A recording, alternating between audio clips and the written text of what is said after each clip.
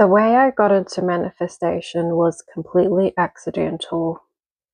I've heard about and seen The Secret a long time ago, and I tend to try to think positive, but when you're an emotional person, I feel like it can be hard to control your thoughts.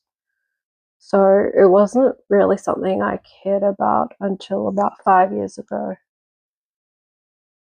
Sometime during lockdown, my flatmate at the time was having her boyfriend over during the weekend, and I was trying to do an assignment for a course I was studying, and I was really bored and lonely, so I just made this wish. Like, I really wanted any guy that I had dated or known in the past to reach out to me.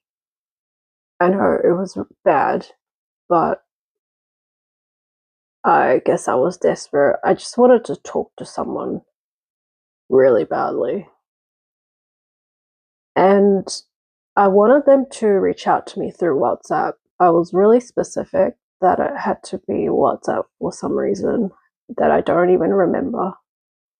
And then I had that thought and I didn't really think about it too much. I just went back to my assignment.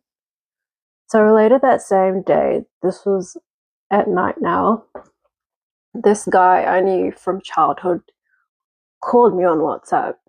And I was on a call with my dad at the same time, so I couldn't actually answer his call. And this was so weird because I had no idea that this guy even had my phone number. And because I missed the call, he had sent a message and then we started chatting. I wasn't into manifestation at all, so it didn't even click until the day after that I had a strong wanting, and in the same day, just hours later, I received my wish. So this is how I started going down the manifestation rabbit hole, and I started to intentionally manifest through visualizing. I received some really important things in my life, including the place I currently live in, which I can get into more in another day.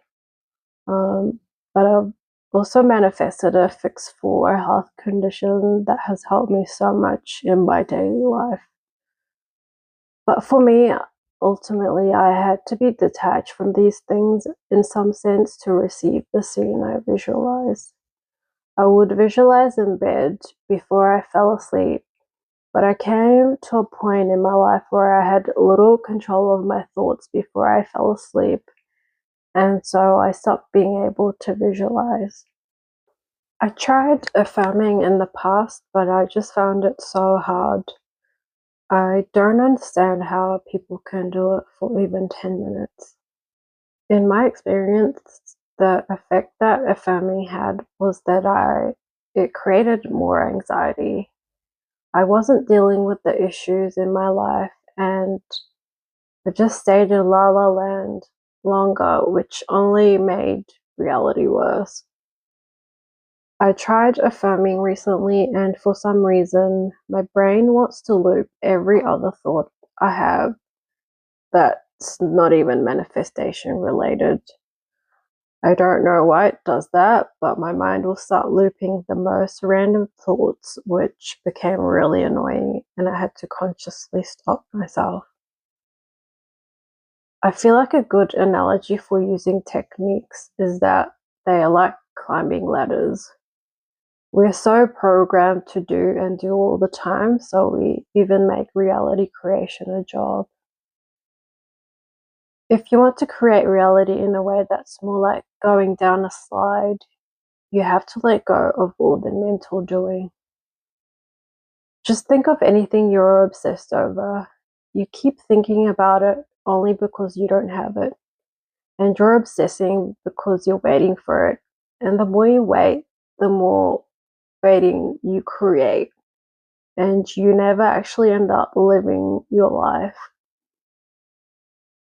But the thing is, even if you get the desire, once the novelty ends, you immediately want something new, or there's a new problem to be fixed.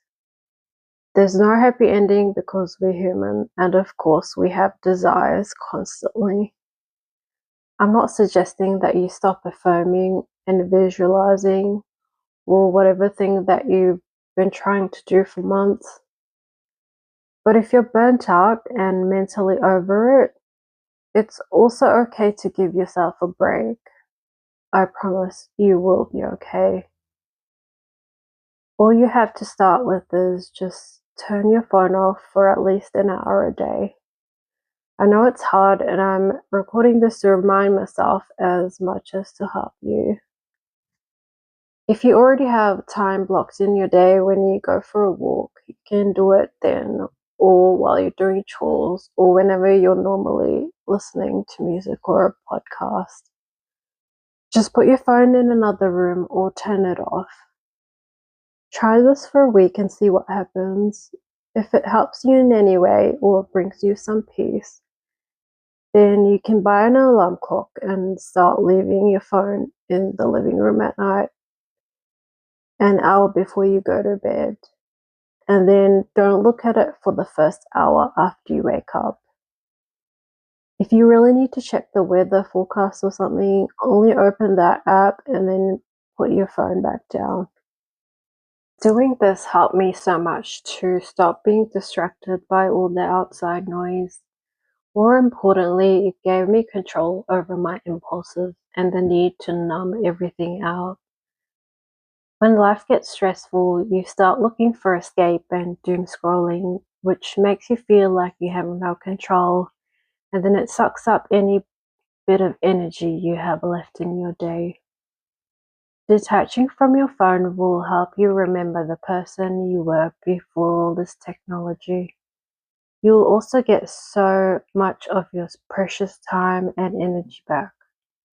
Trust me when I say you don't need to learn any new techniques or listen to one more manifestation video, because in the end, reality comes from within you. So why make it harder for yourself? I can think of dozens of things I've manifested without trying at all, especially since getting off my phone again.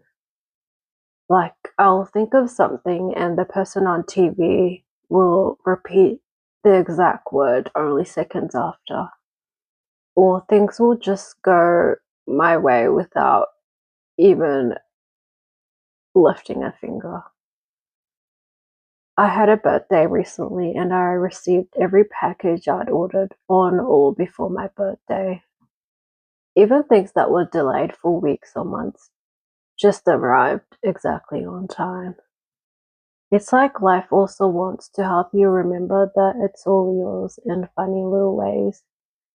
And aside from manifestation, reclaiming space in my mind has given me so much clarity.